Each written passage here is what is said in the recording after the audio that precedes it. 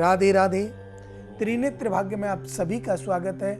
मैं आपके साथ आचार्य पुष्पेंद्र शास्त्री आपके जीवन की सभी समस्याओं के समाधान हेतु आपकी कुंडली का सात्विक रूप से आंकलन करके आपको एक एक उपाय सटीक बताने के लिए आपके साथ जुड़ता हूं। आज हम बात करेंगे आपके जीवन में अगर आपके संतान पक्ष को लेकर कोई कष्ट है, आपके पुत्र आपकी पुत्री गलत संगति में चले गए हों, आपके पुत्र आपका कहा नहीं मानते हैं, आपकी पुत्री आपका कहा नहीं मानती है, आपकी संतान भी नहीं हो रही है, कुछ भी हो सकता है। जो संतान का पक्ष है वो आज हम आपसे बात करेंगे, तो आप लाइन पे रहना और विशेष रूप से आप ध्यान रखना अपने पास अपनी जन्म कुंडली आप पास में रखा करें, जिससे हम जो उपाय बताएं वो उपाय आप किस ग्रह के बता रहे हैं वो आप स्वीकार करें, अर्थात उन्हें देख लें।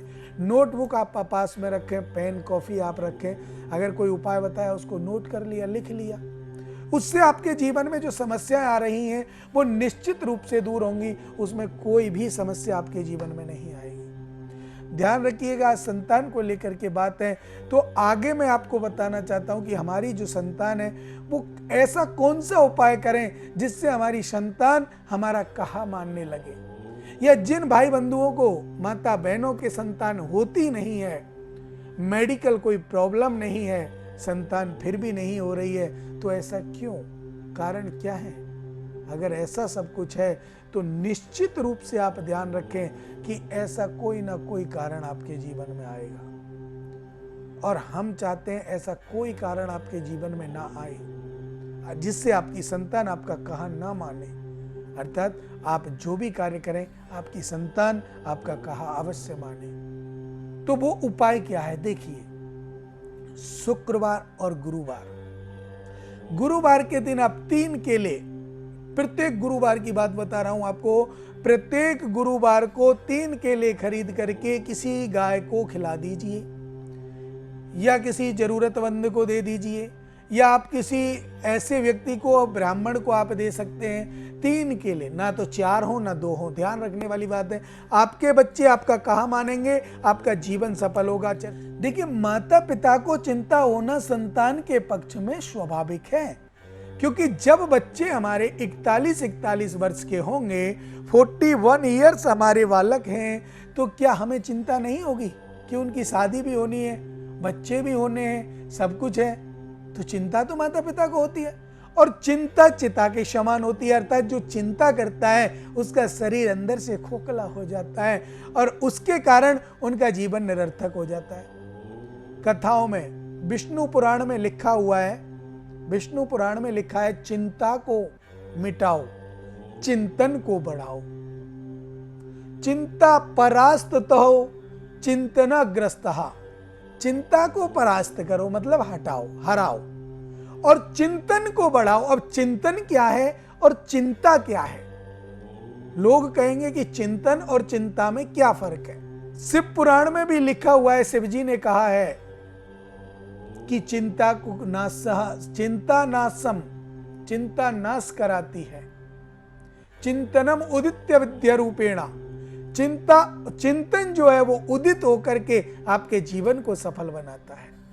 अर्थात चिंता दुख देती है और चिंतन सुख देता है, तो हमें चिंता का त्याग करना है, चिंतन को बढ़ाना है। भागवत जी भी आप सब लोग सुनते हैं, श्रीमद् भागवत जी में भी लिखा हुआ है कि चिंता को बढ़ाओ, चिंता को घटाओ, चिंतन को बढ़ाओ। किसी भी पुराण को आप ले लो, किसी भी शास्त्र को आप ले लो, सभी में लिखा है, श्रीमद् भागवत जी में भी लिखा है, रामायण में भी लिखा है कि चिंता को बढ़ाना नहीं है, चिंता को घटाना है, चिंतन को बढ़ाना है।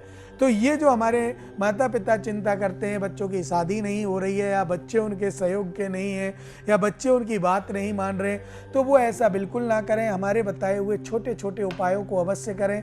जिस भी बेटी का विवाह में विलंब होता है तो वो 2 उपाय अवश्य करें। एक तो पानी में हल्दी डाल करके नहाए, और दूसरा केले के जड़ की पूजा करें, शुक्र भगवान का ध्यान करें, शुक्रवार के दिन माँ संतोषी, माँ कात्यायनी का व्रत करें, फिर आप देखें कि निश्चित रूप से जल्दी आपका विवाह का योग बनेगा।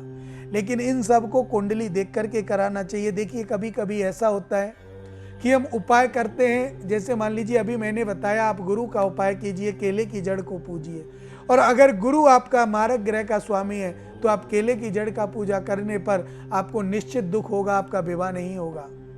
तो कुंडली का आंकलन आप अवश्य कराएं, और कोई भी उपाय कराने से पहले कुंडली को दिखाएं और तब आप उपाय करें। ऐसे ही हम आपको बताएं और आप उस उपाय को करते हैं, वो उपाय आपको भारी भी पड़ सकता है, जरूरी नहीं आपको लाभ देगा, नुकसान भी दे सकता है, क्योंकि वो देखना पड़ता है कि आपकी कुंडली में, आपकी राशि में वो जो उपाय है, वो जो ग्रह है, वो उच्च का है या नीच का है या कारक ग्रह है या मारक ग्रह है, वो सब कुछ देखा जाता है। और जब उसको देखते हैं तो आपके जीवन में जो समस्या है वो बड़ी हो जाती है। क्यों? क्योंकि जो कारक ग्रह हैं उनका आपने उपाय नहीं किया, और जो मारक ग्रह हैं उनका आपने उपाय कर लिया, तो आपको कष्ट होना स्वाभाविक है। अब आप कहेंगे पंडित जी आपने बताया था, उपाय तो हमने बताया था, ये तो हमें भी पता है कि हमने आपको उपाय बताया, लेकिन उपाय के बाद हमने ये भी बोला है कि उपाय करने से पहले अपनी कुंडली का आंकलन अवश्य कराएं। अब दे मुझे इजाजत, राधे राधे।